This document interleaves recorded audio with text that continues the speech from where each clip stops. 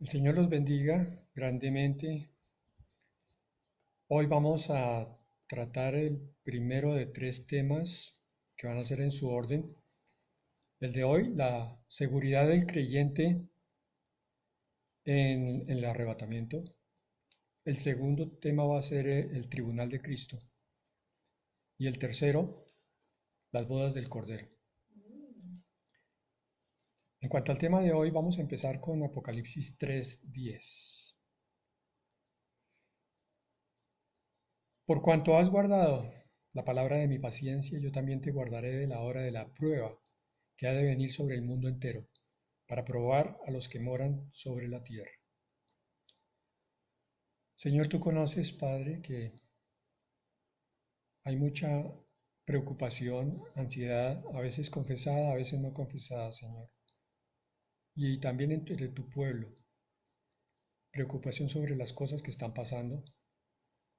Y tu pueblo necesita seguridad, Señor, en que tú tienes la provisión, que tienes el cuidado para todos nosotros, en que no importa si las cosas están empeorando, tú ya tienes todo preestablecido y miras a tu pueblo de una manera especial. Danos esa confianza hoy, Señor, y coloca en nuestro corazón la seguridad sobre tus promesas, que es lo que vamos a ver. Padre, en el nombre de Jesús. Amén. Así es, hermanos. El propósito de este tema es adquirir seguridad con respecto a las señales de lo que estaba ocurriendo y a la certeza también de la promesa del Señor sobre la culminación para la iglesia. Quiere decir que apenas termine este principio de dolores que estamos viviendo, la iglesia va a ser arrebatada. Esta palabra de hoy va a ser estudiada en ese propósito y en ese sentido. Así que lo primero que tienes que hacer es abrir tu corazón para recibirla como promesa de Dios. Y como tal, lo que tiene que decir tu espíritu es amén. Eso es lo que nos enseña la Escritura, que ante la palabra de Dios no hay discusión. Apocalipsis 3:10 nos muestra algo particular con respecto a los creyentes. Dice aquí, por cuanto has guardado la palabra de mi paciencia. El verdadero creyente es alguien que se sustenta guardando la palabra. Y por la palabra es que viene la paciencia para esperar el cumplimiento de las promesas. La palabra produce paciencia. Y buscar la paciencia es buscar la palabra. El Señor dice, en cuanto has guardado mi palabra, la has estudiado, la has meditado, la has oído y la has guardado en tu corazón. Esa es la palabra de mi paciencia. Entonces, dice él, yo también te guardaré de la hora de la prueba que ha de venir sobre el mundo entero. Pero aquí específicamente muestra qué parte del mundo, aunque es el mundo entero, es para probar a los que moran sobre la tierra. Entonces, al que guarda la palabra de su paciencia, lo va a guardar también de la hora de la prueba que ha de venir sobre el mundo entero. Cuando empiece la tribulación, cuando se acabe este principio de dolores, venga el parto y nazca lo que ha de nacer, se inicia 7 años de iniquidad. El Señor está hablando aquí de que nos va a guardar. Eso lo analizaremos un poco más adelante. Permítanme continuar saltándome esto. Dice que para probar a los que moran sobre la tierra. Cuando queremos entender la profundidad de la palabra, tenemos que meternos necesariamente con el sentido de las palabras en el idioma original en que fueron escritas, en este caso el griego. Y la palabra en griego para morar es aquella que nos demuestra que estos que están morando son los que tienen raíces echadas en o sobre la tierra. Los que, aquellos para los que la tierra es su hogar. para quienes la tierra es el sitio de donde logran ganancias y donde tienen intereses que no es fácil de los cuales se desprendan. Entonces el morador de la tierra está en contraposición a la nación santa que tiene una ciudadanía en el cielo y que espera del cielo el descenso del Señor para ser llevada allá.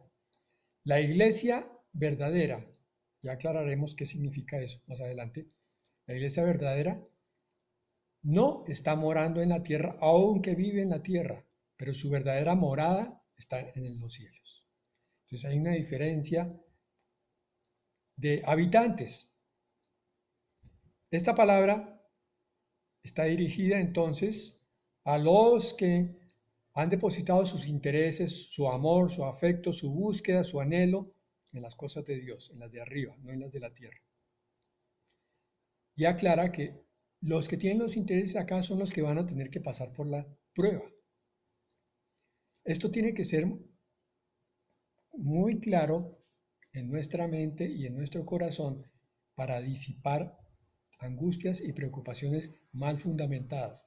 Máxime que hoy en día hay supuestos cristianos que están predicando fuertemente en contra de el arrebatamiento de la iglesia. Están predicando que la iglesia seguramente tiene que atravesar o una parte o toda la tribulación. Eso no es bíblico. Y yo les puedo dar unas referencias eh, más adelante, de pronto al final la dejo por escrito, de un libro en el cual está claramente expuesta las tres teorías con respecto al arrebatamiento.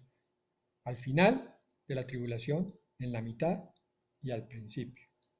Quiero adelantar que la gran mayoría de cristianos, más del 70%, 80%, en base a los estudios bíblicos y en base a lo que dice la palabra de Dios, estamos convencidos que el arrebatamiento se va a producir antes de que se inicie la tribulación. Unos cuantos, sin dejar de ser creyentes, defienden otras partes de la escritura, pero de una forma no tan firme. Y entonces alegan los otros dos argumentos que yo les di. Pero el problema es que se está presentando una contaminación entre aquellos que nacieron teniendo la seguridad de del arrebatamiento antes de la tribulación, están empezando a veces a dudar por cuenta de los otros que piensan que la tribulación es parte de la historia de la iglesia. No te dejes conmover. Pablo decía, ni por palabra, ni por carta, de la verdad que has aprendido. Y es lo que estamos tratando de fortalecer con estas predicaciones, con estas enseñanzas. Para eso tenemos que considerar entonces cuál es la verdadera iglesia del Señor, cuál es la que va a ser arrebatada. Pero hay un grupo grande que es el que podemos llamar la iglesia profesante desde el punto de vista teológico.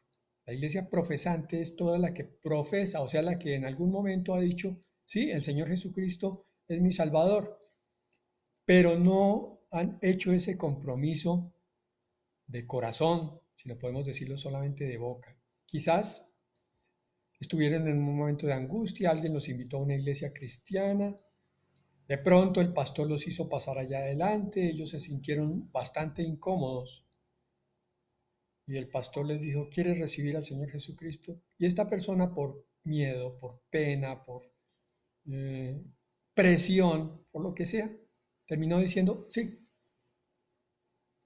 Y a partir de ahí empezó a asistir a la iglesia. Pero no fue una entrega con compromiso. El sí cristiano se parece mucho al sí del matrimonio. Yo repito esa figura con frecuencia porque nos aclara mucho. Hay personas que se casan y dan el sí, firman el papel, pero después empiezan a vivir como si no estuvieran casados. Su interés es individual. Su billetera es para él solo. Tiene sus amigos y a los cuales les dedica tiempo sacándolo de su matrimonio. Y hasta llega a la infidelidad, porque dice que el matrimonio pues es algo. Es una persona que está allá en la casa para que le planche y le lave, pero no más. No tiene un compromiso serio de hacer una vida en común, tener metas en común, sueños en común y trabajo en común. Soportarse en los momentos difíciles y aprender a pasarlos. Lo mismo es con Dios y con el Señor Jesucristo. El verdadero creyente ha hecho no solo una entrega de labios, sino de corazón, la renueva. Cuando por alguna razón ve que se está apartando, vuelve otra vez al redil, se abraza con su Señor y le pide perdón por haberse alejado. Siente que es infiel si hay cosas que lo están apartando de Dios, porque sabe que una vez hizo una entrega y que su entrega es ya por toda la vida que queda aquí y por toda la eternidad. Es un compromiso firme, maduro, estable. No es una frase que salió por la boca en un momento de presión o de emoción. Pero pareciera que estamos viendo que la iglesia profesante se ha llenado de este tipo de creyentes que no se han comprometido con el Señor y entonces van a un culto, van de pronto a una reunión, a un retiro, no saben bien dónde queda Génesis en la Biblia, dónde queda Apocalipsis. Probablemente Apocalipsis queda al principio, Génesis queda en la mitad. Espere, lo busco, no lo encuentro. Yo llevo 10 años y todavía no sé. No saben qué es el nuevo nacimiento. No saben cómo se vive con el Espíritu Santo. No saben que la palabra no es una obligación, sino es el alimento. No saben que la relación con Dios produce gozo y crecimiento y renovación. Y entonces los vemos entrar a la iglesia de pronto con su Biblia, probablemente no. Están en el culto con 5 minutos o 10 de concentración y el resto está su mente dispersa y volando. Cuando se les pregunta al final qué recibieron, mucho menos van a llegar a su casa a aplicar la palabra porque ni siquiera se acuerdan. El diablo se la robó. Y lo que vemos es un cristiano que entra a la iglesia, sale, pero entonces el resto del tiempo está en el mundo, dice malas palabras, hace trampas, mira con lascivia, dice mentiras, y uno dice, y eso es un cristiano. Y los inconversos dicen, ¿y eso es un cristiano? Si eso es un cristiano, yo no quiero entrar a una iglesia cristiana. Con toda la razón. Entonces la verdadera iglesia es la que va a ser arrebatada. Y la iglesia del Señor, la iglesia profesante, se va a sorprender en el último momento cuando desaparezca la verdadera iglesia del Señor. Este último grupo, la iglesia profesante, sin embargo, va a tener una última oportunidad. Todavía no hay condenación, pero les toca vivir la tribulación. El problema es que a mí no me gustaría vivir para nada esa época. Y ahora la vamos a mirar rápidamente. Apocalipsis 2:20 al 22. Dice, pero tengo unas pocas cosas contra ti. Aquí el Señor está hablando contra una iglesia.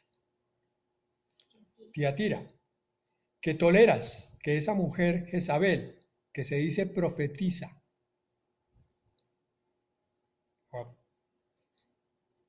Oye, hay muchas profetizas. Yo no estoy en contra de la mujer que profetiza, pero estoy hablando aquí de que hay muchos falsos profetas. Enseña y seduzca a mis siervos a fornicar y a comer cosas sacrificadas a los ídolos. ¿Cómo se tomaría esto?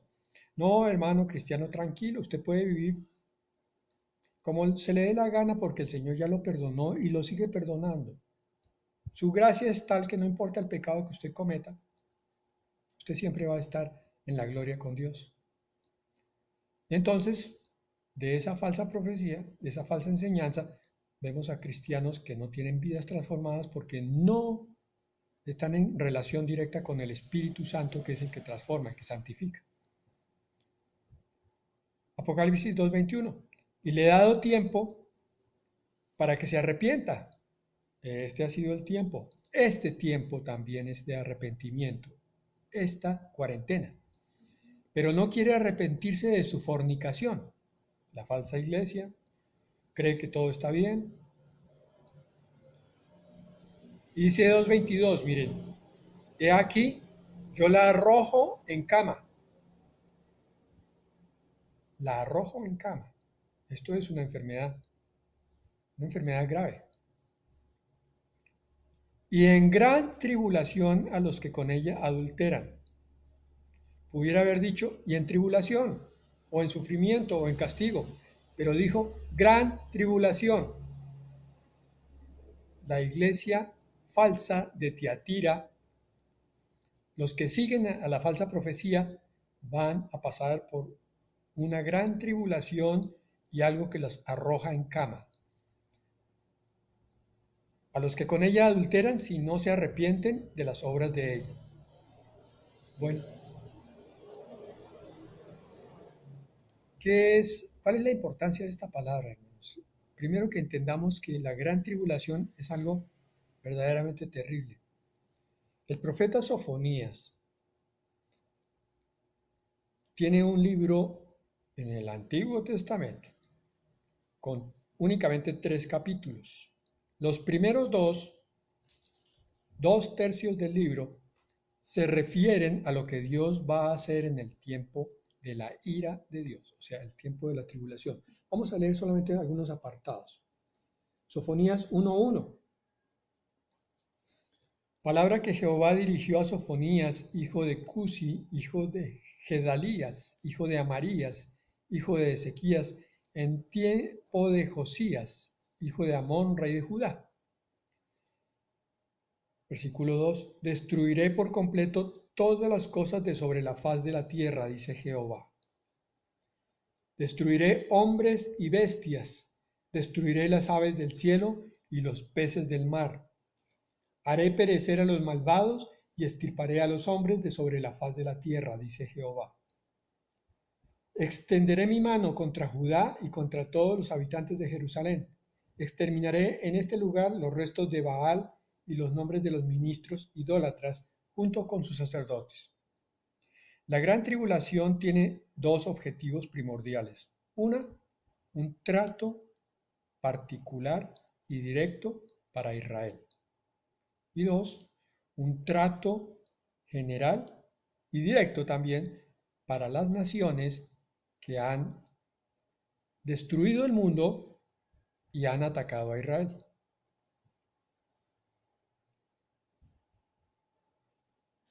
Dice, versículo 5, exterminaré a los que sobre los terrados se postran ante el ejército del cielo, a los que se postran jurando por Jehová y jurando por Milcom, al tiempo, por Dios y por un ídolo, por Dios y por su ídolo,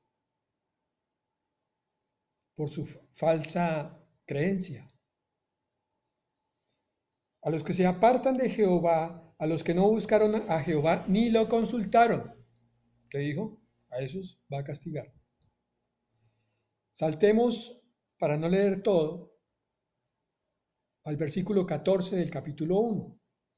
Cercano está el día grande de Jehová, cercano, muy próximo. Amargo será el clamor del día de Jehová. Hasta el valiente allí gritará.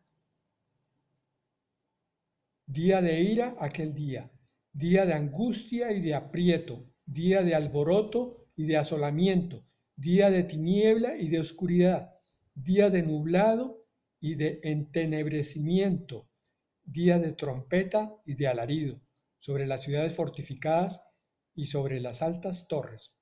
Llenaré de tribulación a los hombres, y ellos andarán como ciegos, porque pecaron contra Jehová. Su sangre será derramada como polvo y su carne como estiércol. Solamente leí, creo que una sexta o octava parte de todo el libro de Sofonías. Imagínense. Y no leí otros libros como el de Isaías, como Habacuc, como el libro de Daniel, que nos habla de lo que es, y sobre todo Apocalipsis, lo que es la gran tribulación. Todas esas señales de granizos de 50 kilogramos o de 30, dependiendo de cómo se traduzca la medida del talento, 30 kilos, imagínense, un granizo de este porte cayendo sobre la tierra. La guerra entre las naciones, de tal manera que se instaura la Tercera Guerra Mundial, y sabemos que va a ser con armas nucleares. Pestes de las cuales el coronavirus, el COVID-19 es apenas un adelanto, es como un campanazo de alarma. Muertes por doquier, por fieras de los campos y entre los seres humanos, unos con otros. Va a ser un tiempo terrible, terrible, horripilante y de profundo terror. No habrá paz, no habrá ninguna tranquilidad para los habitantes de ese tiempo. Eso es lo que va a corresponder a la tribulación. ¿Quién quiere vivir eso? Entonces, la pregunta es, ¿por qué la iglesia profesante pero tibia no se calienta para Dios? ¿Por qué no se decide de una vez por todas? Cuando la palabra de Dios es tan clara con tantos aspectos.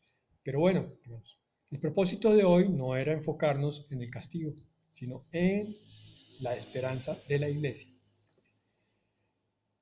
La iglesia verdadera, insisto, entonces está compuesta por todos aquellos que han recibido a Jesucristo como Salvador y viven con Él día tras día, queriendo agradarlo. Por tanto, a Dios el Padre. Esta iglesia será la que va a ser levantada, trasladada, arrebatada en el momento que el Señor venga, cumpliendo las profecías que hay sobre eso.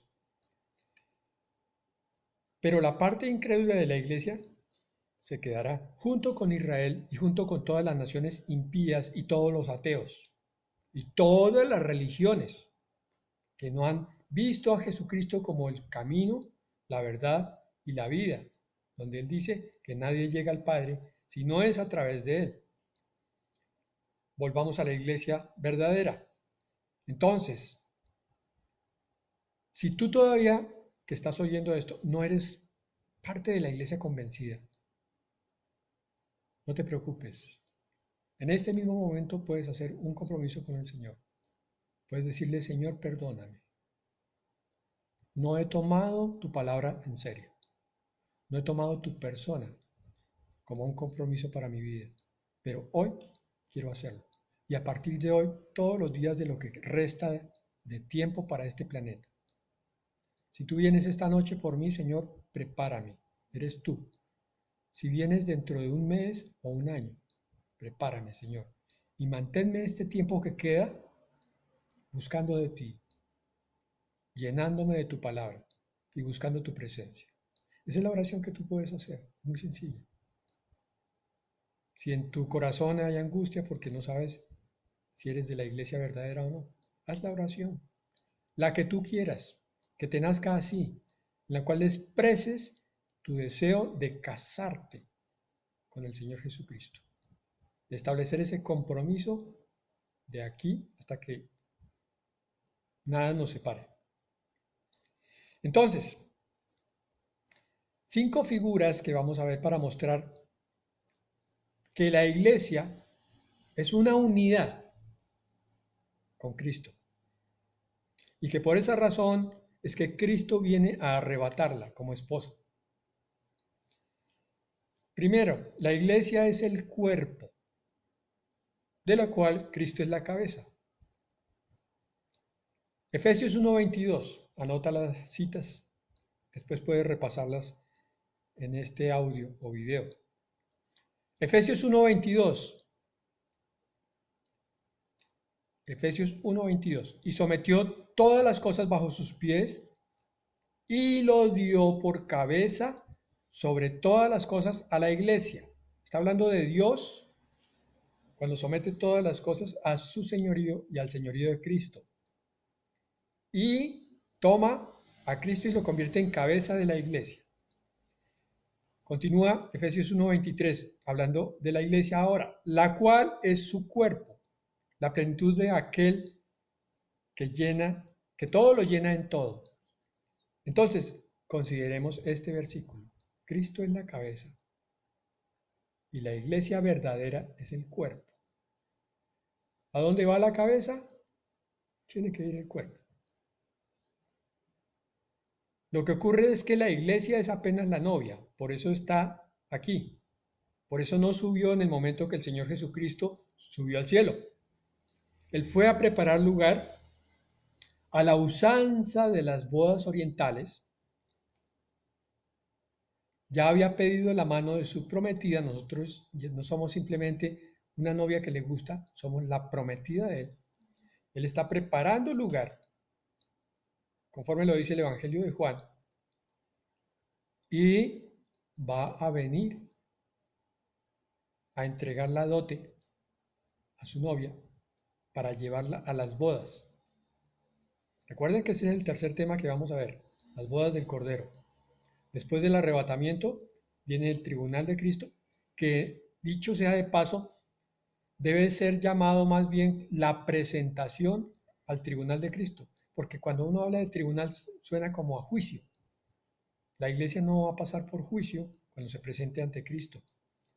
Lo que va a recibir son galardones. Eso lo veremos en el próximo tema, la próxima reunión. Lo que estamos viendo aquí es que el Señor ya se considera unido a la iglesia. La iglesia es la que a veces no tiene esa conciencia de la unidad que tiene con Cristo. Un cuerpo no puede andar sin cabeza. Por eso la decapitación es tan terrible, tan horrorosa, porque la cabeza queda por un lado y el cuerpo por otro. Es un espectáculo sangriento y horripilante.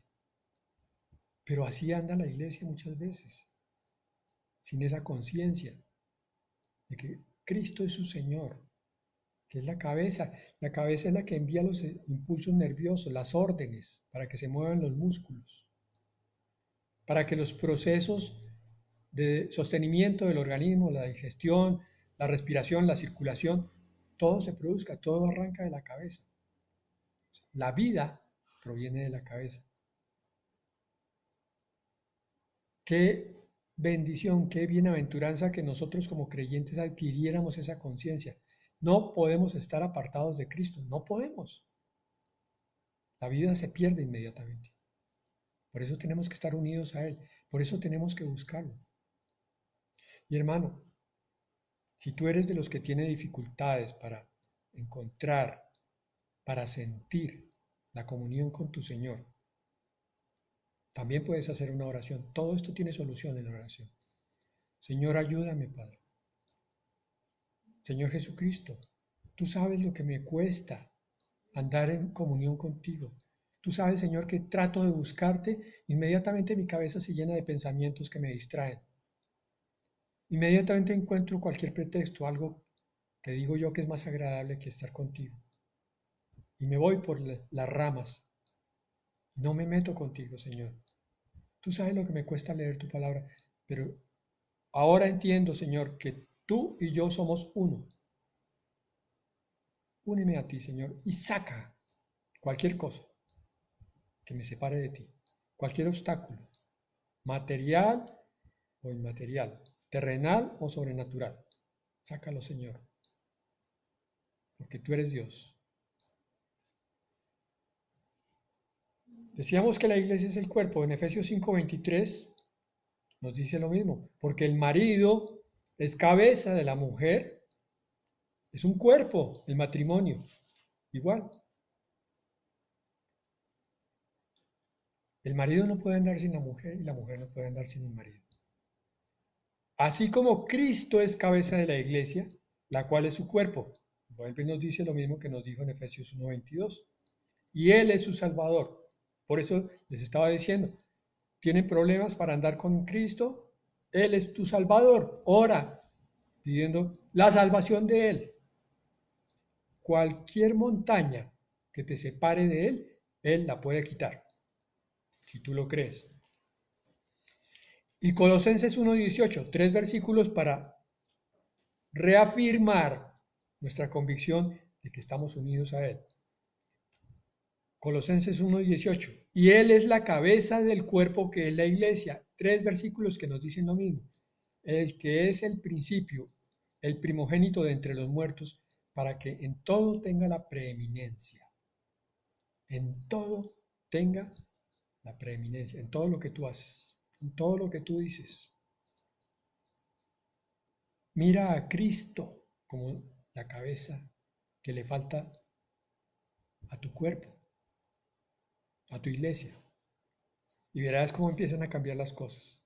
Pídele que Él sea tu cabeza, visible e invisible, en todo momento, que de Él provengan los pensamientos, las decisiones, los comentarios, las opiniones, todo provenga de la cabeza. Bueno, primer punto resuelto. Estamos unidos a Él porque Él es la cabeza, nosotros somos el cuerpo. Segundo punto, nosotros somos la esposa, ya vimos arriba, pero lo vamos a repetir aquí, de la cual Él es el esposo. Ahora Efesios 5:24. Así que como la iglesia está sujeta a Cristo, así también las casadas lo estén a sus maridos en todo. Esta palabra era muy fácil de entender por allá hasta los años 60 del siglo pasado. La mujer se sometía al marido con mucha más facilidad que ahora. Hoy en día la mujer tiene una convicción de que es absolutamente igual al hombre y que tiene que competir en todo con él. Eso no es así. No es que la mujer sea menor que el hombre, son iguales ante Dios. Lo que ocurre es que Dios le dio a la mujer unas capacidades, unas cualidades, unos dones que no le dio al hombre, pero al hombre le dio unas capacidades, cualidades y dones que no le dio a la mujer. Entonces, se complementan mutuamente. Pero al Señor le plació que tenía que haber una cabeza. Sobre la iglesia es Cristo. Cuando la iglesia saca a Cristo de sus reuniones, entonces cae en todo tipo de carnalidad. Son decisiones mundanas las que se hacen allí por cuenta de los congregantes, por cuenta del pastor, por cuenta de los ancianos, por cuenta de la palabra que se estudia y se lee y se interpreta de acuerdo a la carne, porque Cristo no está como cabeza. Y es lo que vemos en las iglesias de Apocalipsis, en las cartas. 5 de las 7 iglesias se habían olvidado de quién era el dueño de la iglesia. La iglesia es de Cristo. Cuando tú te congregas, vas como esposa a la presencia de tu esposo. Segundo. Tercero, la iglesia es el objeto del amor de Cristo. Efesios 5:25. Maridos, amad a vuestras mujeres, así como Cristo amó a la iglesia y se entregó a sí mismo por ella. Es un mandato para el hombre amar a la mujer. ¿Qué es amar en el sentido bíblico? Es protegerla, cuidarla, rodearla, servirla y sentir sentimiento, perdón la redundancia, a pesar de. Ese es el amor ágape de Dios, a pesar de. Entonces, si tu esposa no está de acuerdo contigo, no importa, tú como marido la sigues amando. Aquí hay una parte que es importante que se sirva como consideración. El mandato es para el marido a amar, no es para la mujer. El mandato para la mujer es a respetar al marido. Y entonces tenemos que aplicarlo a la iglesia. La iglesia tiene que respetar a su marido, a su esposo, a su cabeza.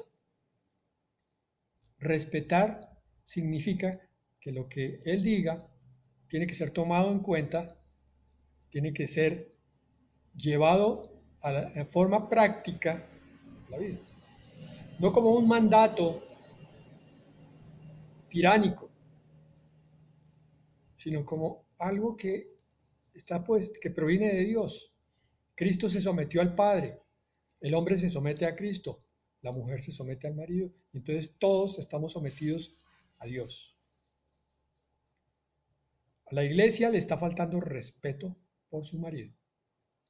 La iglesia muchas veces está tomando actitudes despreocupadas, actitudes irreverentes, actitudes de falta de compromiso con un marido que entregó su vida por la iglesia.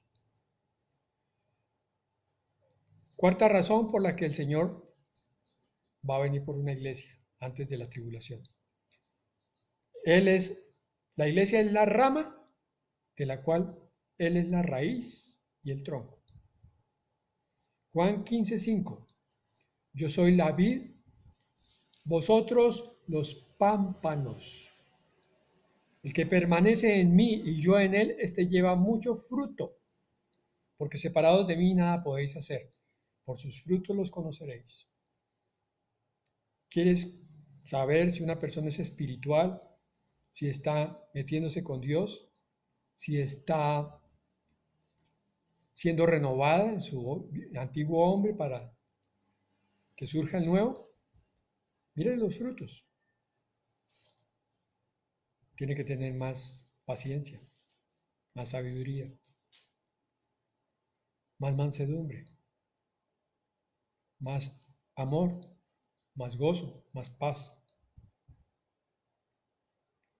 Cuando yo estoy produciendo el fruto del Espíritu Santo, cuando el Espíritu Santo lo está produciendo en mí, es porque yo estoy unido a la vid verdadera.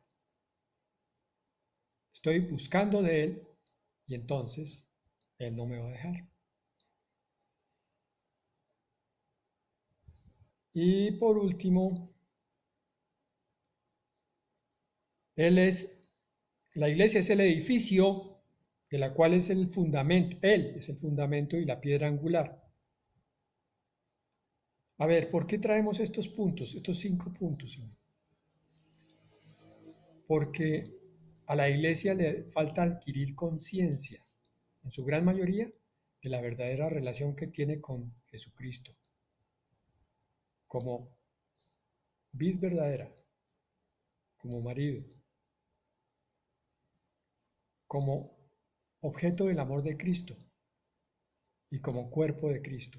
Y ahora, como edificio.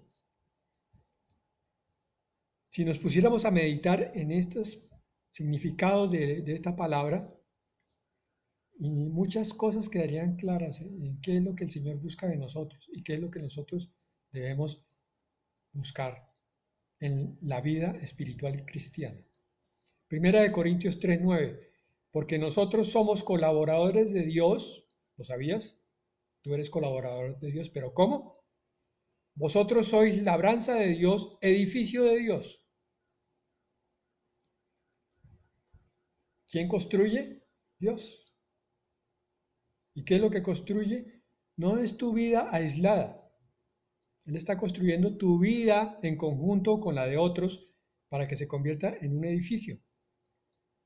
Entonces tú no puedes andar como llanero solitario sin congregarte con tus hermanos. No importa la forma, puede ser virtualmente, puede ser con una visita cada 15 días porque no hay otra forma. O puede ser en las reuniones como las teníamos hasta hace poco, 2, 3 veces por semana o más.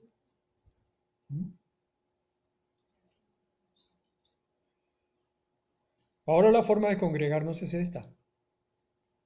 Entonces tú tienes que traer no solo tus oídos, sino todo tu ser, tu cuerpo, tu alma y tu espíritu, para sentir buscar sentir, mejor, buscar creer lo mismo que cuando te congregabas en una iglesia física. Efesios 2, 19 al 22. Así que ya no sois extranjeros ni advenedizos,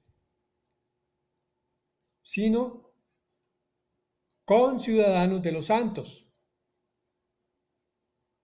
no de los de aquí de la tierra, de los habitantes que moran en la tierra, sino de los santos que están en el cielo y de los santos que están en la tierra.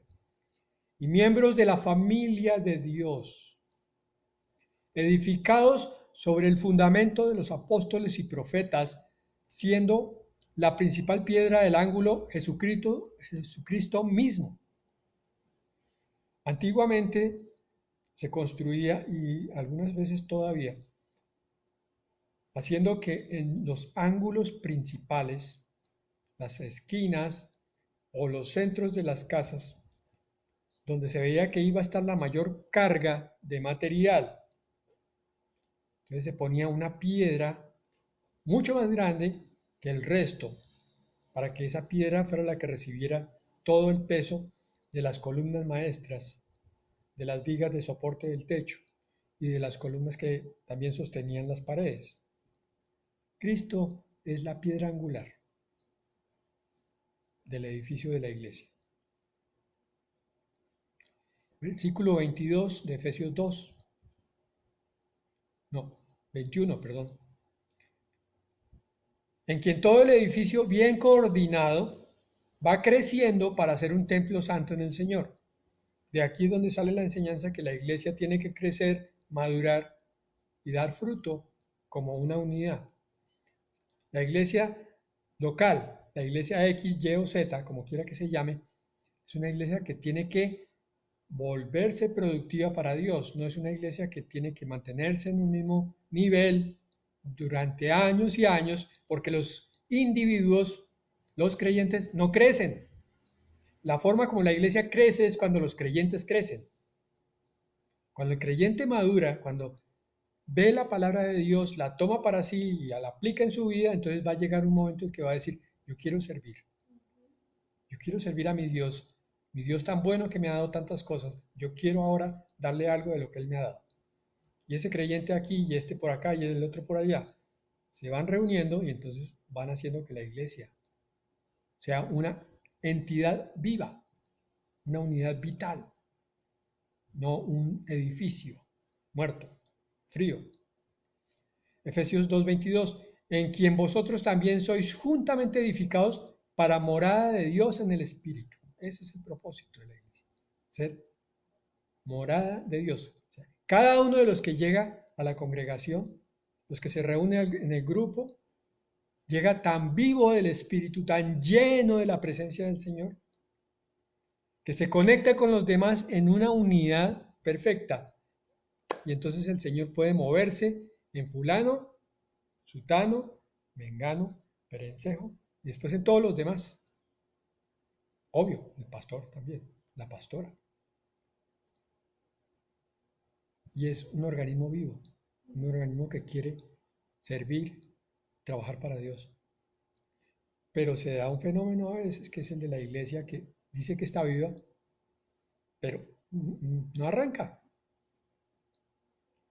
El uno está tímido, el otro tampoco, el otro poco habla, el otro no se compromete, el otro no quiere, el otro le saca el cuerpo. Y entonces, ¿qué tenemos? Un grupo de gente que oye y oye y oye y oye, y la Biblia lo llama engordados de la palabra, llenos de palabra, pero no pueden aplicarla, no pueden enseñar a nadie, no pueden compartirle a nadie para salvación, y ellos mismos no están listos para ser arrebatados. Entonces, queda claro aquí que cuando hay un verdadero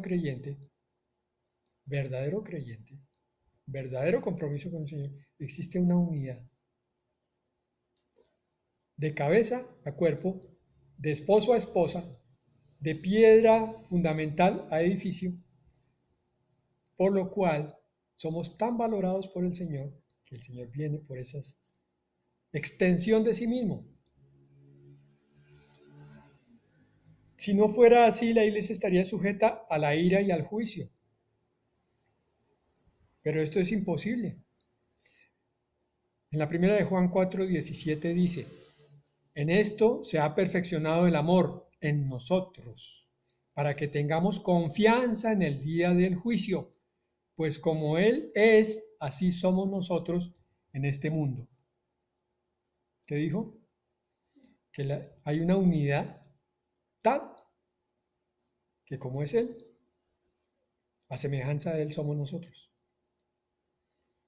Y cuando tenemos esa unidad, entonces tenemos confianza en el día del juicio. No nos preocupa que venga el arrebatamiento y nos coja de sorpresa, no nos preocupa que incluso nos tocara pasar por la tribulación, cosa que no es sustentable bíblicamente desde nuestro punto de vista. Como la iglesia ha sido perfeccionada, ustedes lo vieron allá arriba. En esto se ha perfeccionado el amor en nosotros, decía en la primera de Juan 4:17. Entonces la iglesia está siendo perfeccionada. Por eso está siendo también librada de todo juicio, según Romanos 8:1, versículo muy importante para tener en cuenta en este tiempo. Ahora pues ninguna condenación hay para los que están en Cristo Jesús. Estar en Cristo Jesús es estar comprometido con Él, estar unidos. Cabeza, cuerpo, piedra, edificio, raíz, tronco y pámpano. Los que no andan conforme a la carne, sino conforme al Espíritu, ya dejaron de ser carnales, de vez en cuando salen algunas cosas, pero básicamente en principio siempre andan en el Espíritu, quieren agradar a Dios, no se quieren agradar a sí mismos y no molestan a los demás, sino procuran agradarlos. Juan 5:24. De cierto os digo, el que oye mi palabra y cree al que me envió, tiene vida eterna y no vendrá a condenación. ¿Quién? El que oye mi palabra y cree al que me envió. Aquí pone dos cosas. Pone a Jesucristo como Salvador y a la palabra como inicio de la salvación por la cual llegamos a creer, pero como santificadora, por la cual somos lavados. Entonces, no vamos a condenación cuando tenemos la relación adecuada con Cristo y con la palabra de Dios. Entre otras cosas que Cristo es el verbo, es la palabra, ¿no? Mas ha pasado de muerte a vida. Entonces, alguien dirá, pero si yo peco, entonces ¿qué pasa? A ver, una cosa es considerar la iglesia como todo, y como todo ya ha sido perfeccionada y está en capilla de ser arrebatada. Otra cosa son los individuos. Tú y yo como individuos necesitamos seguir siendo tratados. A pesar de que estamos en la iglesia perfeccionada, como individuos necesitamos disciplina a veces, corrección, palabra fuerte, exhortación y de pronto un azote, si es el caso. Pero si estamos caminando correctamente, nada de eso es necesario. Y incluso aunque caigamos en algún pecado, pero el arrepentimiento llegue rápido, por la perfección de la iglesia vamos a ser arrebatados con el Señor. Por la unidad de la iglesia con Cristo. No se trata de nuestros méritos. No se trata de si yo conozco toda la Biblia al derecho y al revés para ser arrebatado. Se trata de si yo estoy unido al Señor.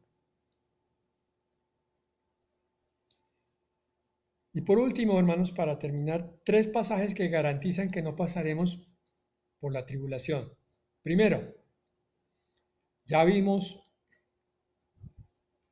Apocalipsis 3:10, la recordamos. Por cuanto has guardado la palabra de mi paciencia, yo también te guardaré de la hora de la prueba que ha de venir sobre el mundo entero para probar a los que moran sobre la tierra. Y 11, he aquí yo vengo pronto, retén lo que tienes para que ninguno tome tu corona. Ahí está hablando claramente de la próxima venida del Señor, pero está hablando de que va a guardar a la iglesia, en este caso de Filadelfia, la iglesia fiel, la iglesia del amor verdadero, de la hora de la prueba. Hay que hacer todo un estudio de estas palabras, rápidamente, en forma resumida, para que entendamos qué es lo que nos está diciendo allí. Has guardado la palabra de mi paciencia, yo también te guardaré de la hora de la prueba. Esta construcción gramatical es importantísima y da para todo un estudio bíblico. En teología, las dos palabras guardaré de se estudian en su relación mutua para saber qué es lo que nos está prometiendo el Señor.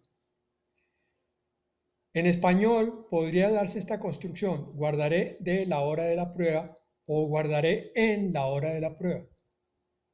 Ya ahí nos queda claro que hay dos sentidos diferentes. Alcanzamos a entender que guardar de es mucho más que guardar en la hora de la prueba. Resulta que en el griego ocurre lo mismo. Ahí hay dos partículas que se podrían usar en griego. Una para significar el mismo en español y significaría, entre comillas, lo saco de un estudio teológico, hacer que uno persevere o permanezca firme en alguna cosa. Es decir, seríamos guardados, protegidos, para que nos mantuviéramos perseverantes mientras transcurre toda la prueba de la tribulación.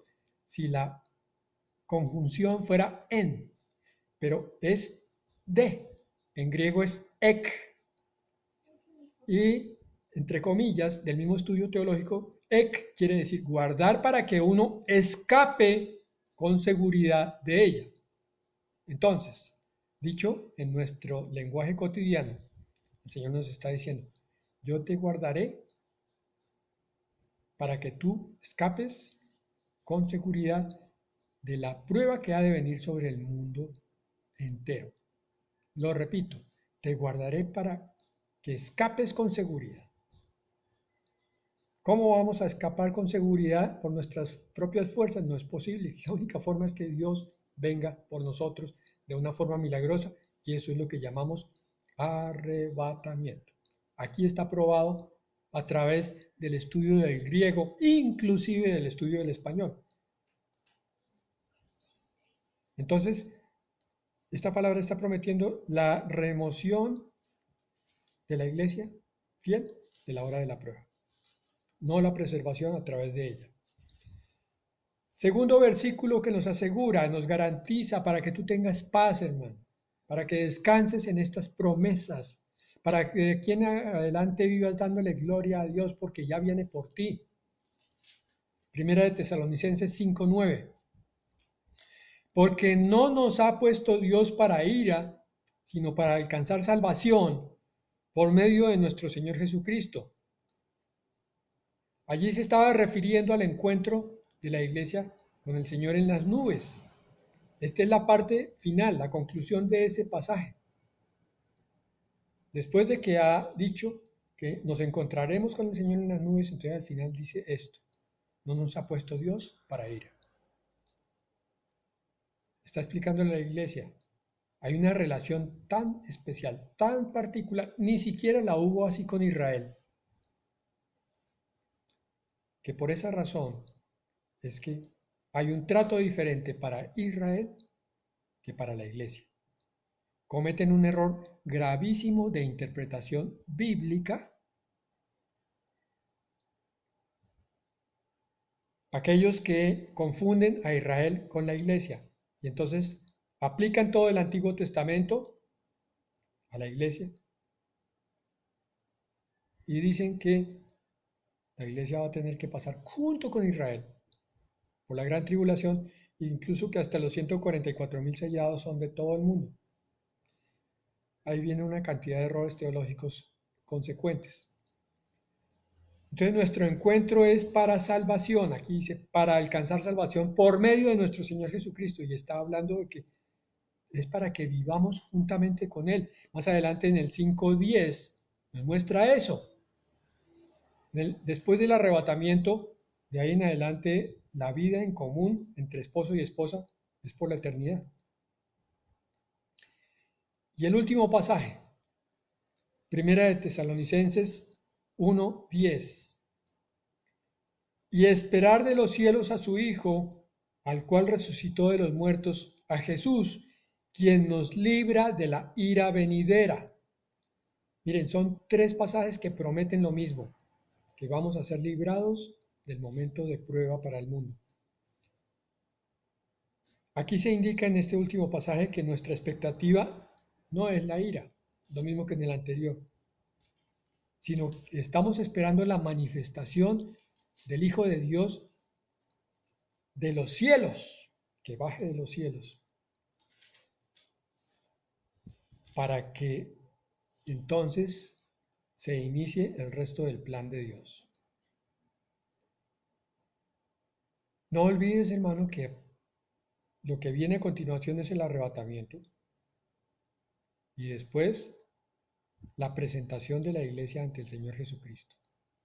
Es el tema siguiente, el cual estás invitado.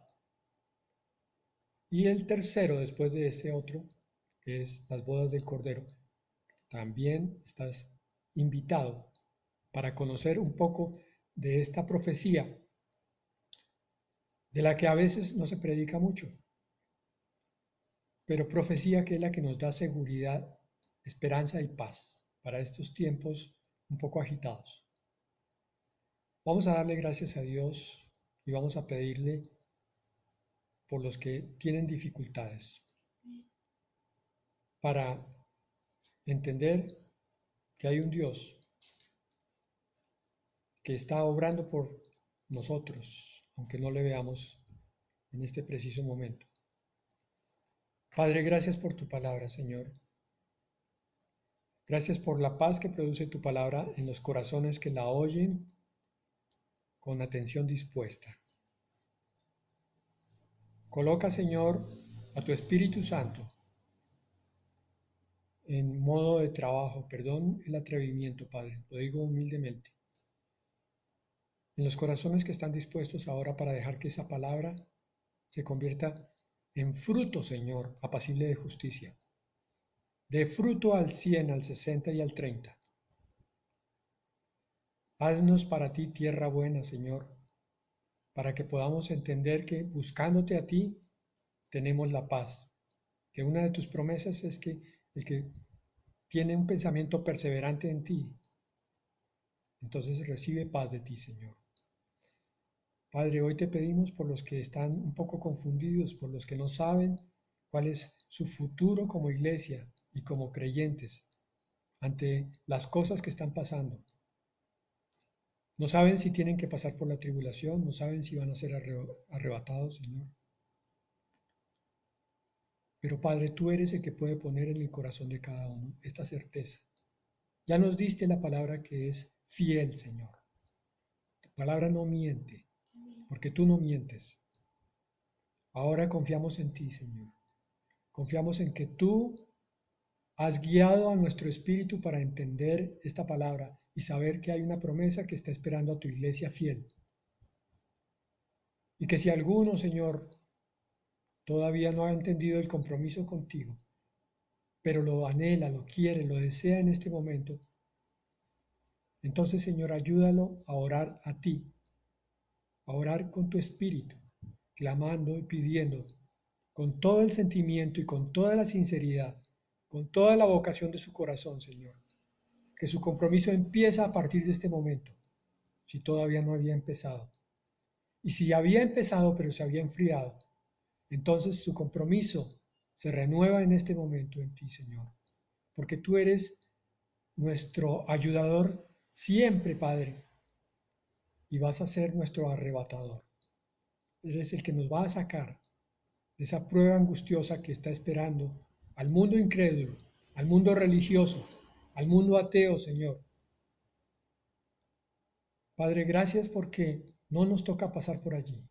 Gracias, Señor, porque en cualquier momento, si se llegara a complicar más esta situación de la pandemia, tenemos la esperanza de que tú vienes pronto, Señor.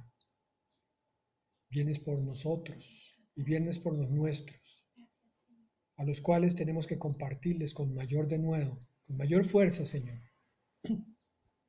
porque nos has hecho entender la profundidad, la anchura y la altura de esta promesa tuya, Señor. Te bendecimos y te exaltamos hoy. Te damos las gracias, Señor, en el nombre de Jesús. Amén. Amén. Hermanos, que el Señor los bendiga y los espero entonces para la próxima palabra.